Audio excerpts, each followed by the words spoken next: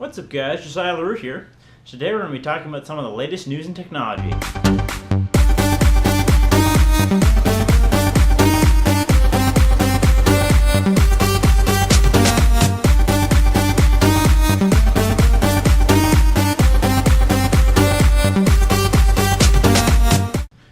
Today we're going to be talking about a speaker that listens to you, an electric motorcycle, and Spotify news. Let's go!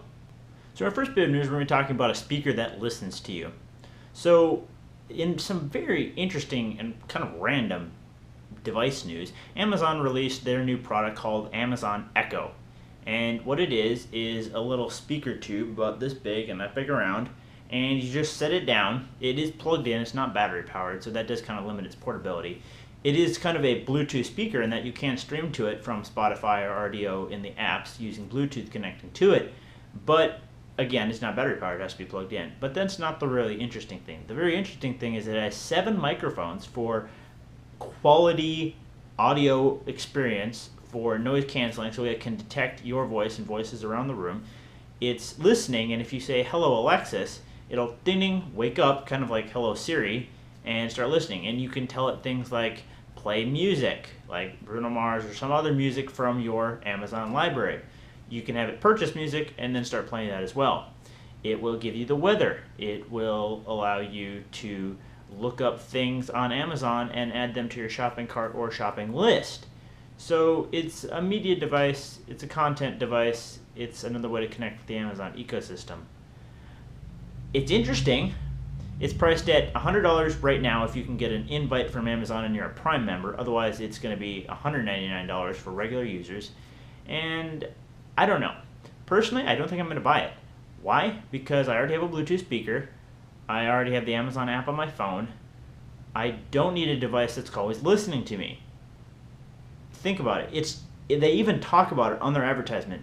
It is enhancing its performance by having a brain on the cloud.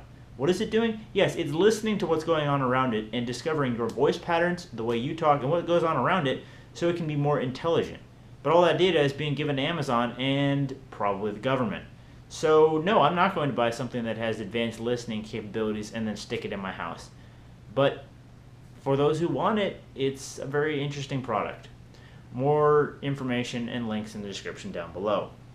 So electric vehicles seem to be all the rage lately, and now we're not only doing cars like Tesla or the other hybrids by Toyota, etc., but now we're even going into electric motorcycles. Harley-Davidson has come out one, I believe Kawasaki has come out one. A new competitor to this area is CRP Racing with some of their electric bikes. Their original racing bike was called the Energica Ego, which was a very intense racing bike with tons of power.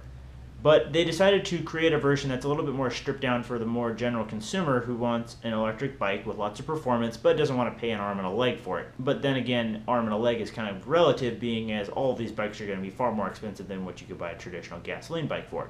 But then you are paying for the coolness of an electric bike and the new technology. So this new bike is called the Energica Eva, and it's a little bit of a stripped down model, but that doesn't mean it doesn't pack some performance. It is a 136 horsepower electric motor that translates to about 150 miles an hour max, so at least a good 120 miles an hour, with a 95 mile battery that charges back up in about 2 hours. So pretty good range, plenty of power, particularly just jetting around the city. You could go a couple days on that, and pretty cool. As for price point, they haven't released one yet, but from previous press releases, they were looking to get it around $25,000. So again, pretty expensive for a bike, but it looks amazing. You can see a picture here, and that's mainly just what caught my eye. I don't think I'll be buying an electric bike anytime soon. I want a motorcycle, but I'll probably get a gasoline one for now, just because I'm cheap. But these things are drop dead gorgeous, and if this technology progresses, electric vehicles will soon become almost as cheap as gasoline ones will, and they'll be more energy efficient. So pretty cool. And now for some Spotify news. If you've been paying attention to the news lately, you've probably seen that Taylor Swift made a bold move of pulling all of her music from Spotify. Now Spotify is the music streaming service which I use and absolutely love, and she just took her entire catalog. Taylor has always had a kind of rocky relationship with Spotify. It took a while for her entire catalog to get up there. 2 years ago, when she released her last album, it took her about a month and a half for her to finally release it to Spotify after having it sold very well in actual stores. She did have Shake It Off, her brand new single, get on there, and that went very well.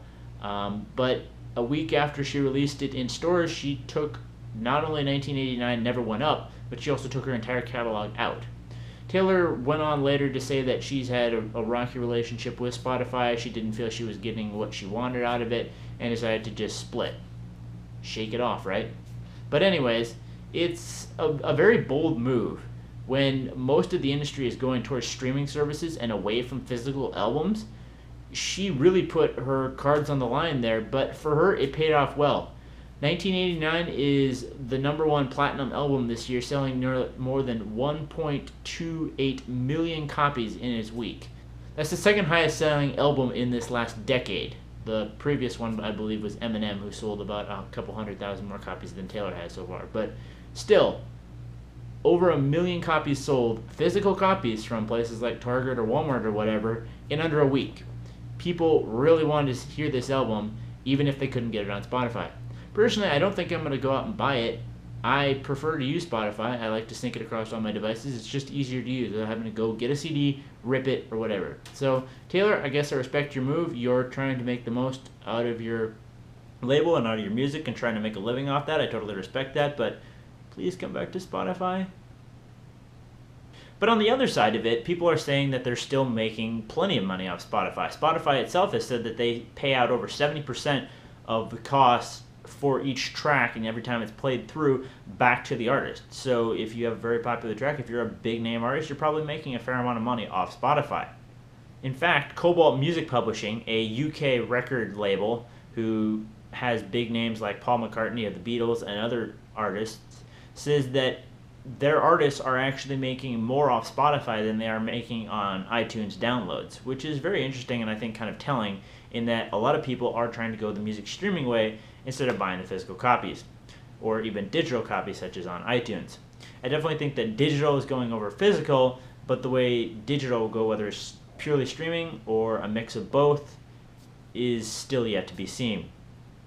So yeah, it'll be interesting to see with Taylor making the bold move to take all her albums away, while other people are saying that they're making more on Spotify and other streaming services than they are making through downloads or physical copies. It'll be very interesting to see how the music industry shakes out in the next few years. So yeah, guys, that was some of the latest news and technology this week. So what do you think about the Amazon Echo? Would you like to have a Bluetooth and Wi-Fi enabled speaker that sits in your house and listens to you, and you can control it with your voice or with your tablet?